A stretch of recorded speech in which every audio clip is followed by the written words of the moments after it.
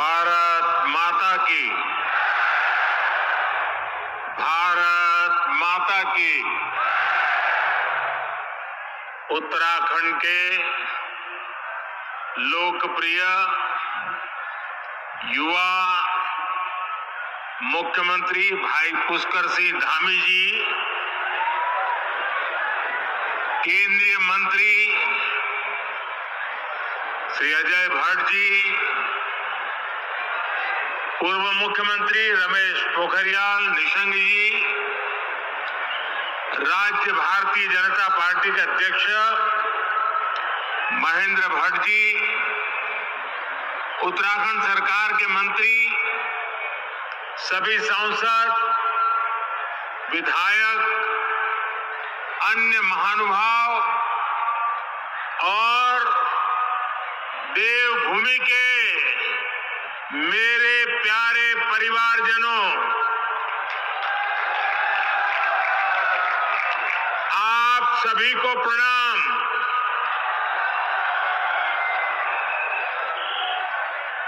आज तो उत्तराखंड ने कमाल कर दी है जी। शायद ऐसा दृश्य देखने का सौभाग्य शायद ही पहले किसी को मिला हो।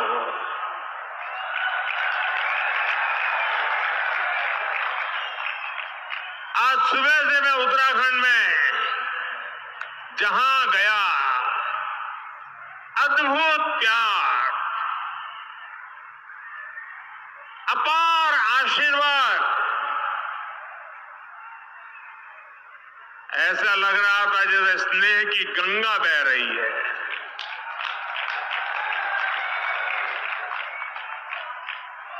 आध्यात्म और अप्रतिम शौर्य की इस धरा का मैं वंदन करता हूं। वीर माताओं को विशेष रूप से वंदन करता हूं। जब बद्रीनाथ धाम में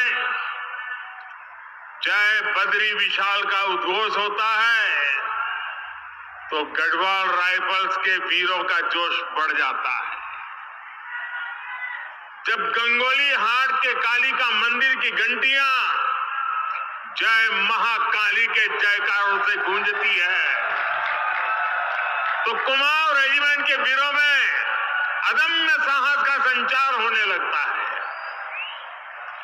यहां मानसखंड में बागेश्वर, बैजनाथ, नंदा देवी, गोलू देवता, पूर्णागिरी, कसार देवी, केची धाम, कटारमल, नाना कमता, रीठा साहिब, अनगिनत देव स्थलों की श्रृंखला का वैभव हमारे पास बहुत बड़ी विरासत है। राष्ट्र रक्षा और आस्था की इस तीर्थ भूमि पर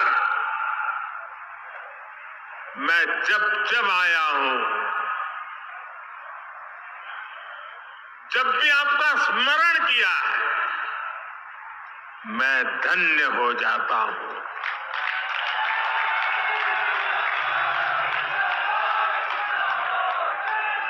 मेरे परिवारजनों, यहां आने से पहले मुझे पार्वती कुंड और जोगेश्वर धाम में पूजा अर्चना करने का सौभाग्य मिला। मैंने हर देशवासी के अच्छे स्वास्थ्य और विकसित भारत के संकल्प को मजबूत करने के लिए और मेरे उत्तराखंड के सारे सपने, सारे संकल्प पूरे हो, इसलिए आशीर्वाद मांगा है। कुछ ही देर पहले मेरी मुलाकात हमारी सीमा के प्रहरियों, हमारे जवानों के साथ भी हुई है। मुझे स्थानीय कला और स्वयं सहायता समूहों से जुड़ी हमारे सभी बहनें भाई, उनसे भी मिलने का मौका मिला। यानी भारत की संस्कृति, भारत की सुरक्षा, भारत की समृद्धि से जुड़े हुए इन तीनों स्वरूप में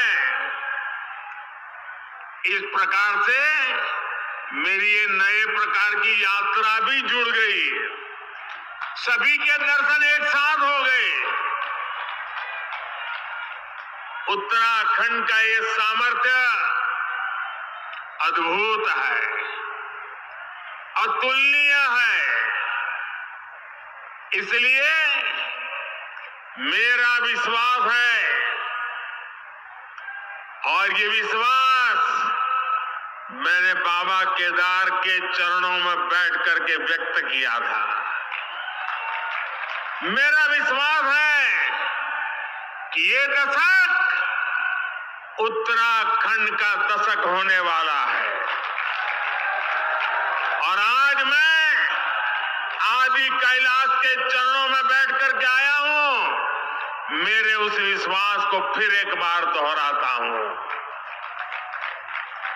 उत्तराखंड विकास की नई ऊंचाई पर पहुंचे, आप लोगों का जीवन आसान हो, इसके लिए हमारी सरकार पूरी ईमानदारी से, पूरे समर्पण भाव से और एक ही लक्ष्य लेकर के आज काम कर रही है।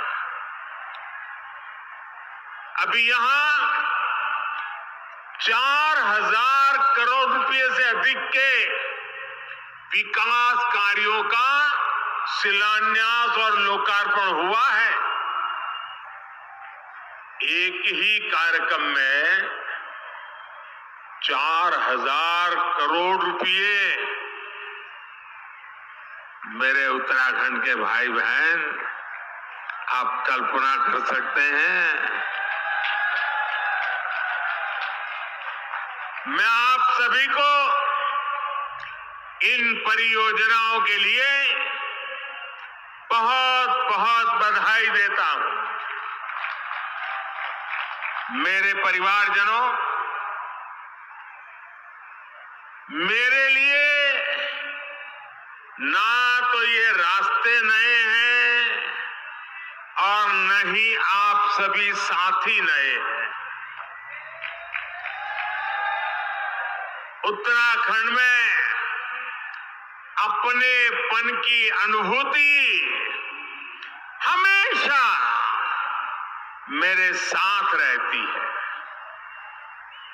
और मैं देखता हूं कि आप भी अपनेपन के उसी हक के साथ, उसी आत्मीयता से मुझसे जुड़े रहते हैं। अनेक साथी उत्तराखंड के दूर सुदूर गांव के भी मुझे चिट्ठी लिखते हैं। हर अच्छे बुरे वक्त पर साथ खड़े रहते हैं।